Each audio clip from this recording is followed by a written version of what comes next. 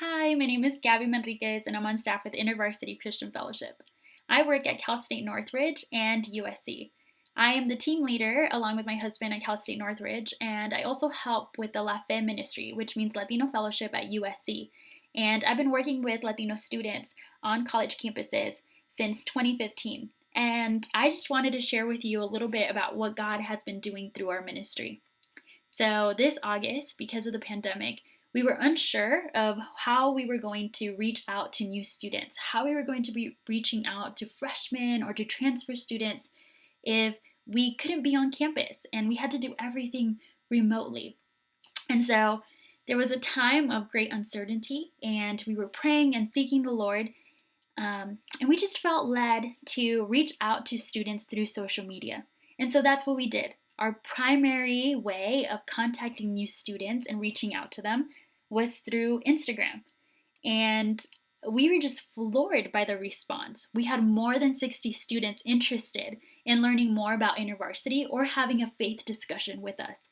And I am so floored and just blown away by what God has been doing. Our fellowship has grown so much, and we have now more than 45 students a part of our fellowship. So that means 45 new freshmen or transfer students that, even through a pandemic, have wanted a space to learn more about God and to grow in their faith. And so these new students are plugged in into our Bible studies and our large groups that happen weekly. And it's just been such an honor to just see them have a space, even if it's virtually, to connect with one another and to study the Bible and go more into depth with what is going on in their lives, but also seeing how Jesus can meet them where they're at.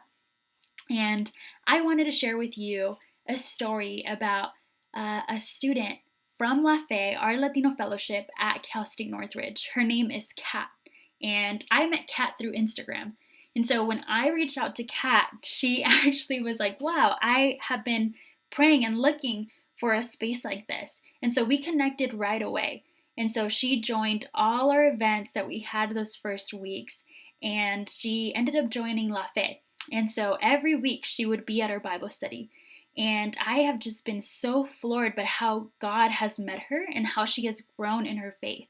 Kat decided to join a sorority, and in her sorority, she just felt called to just be a light to her sorority sisters. And now she has invited more than 3 of her friends in the sorority to come to Bible study and to come to our large group events where they can learn more about faith.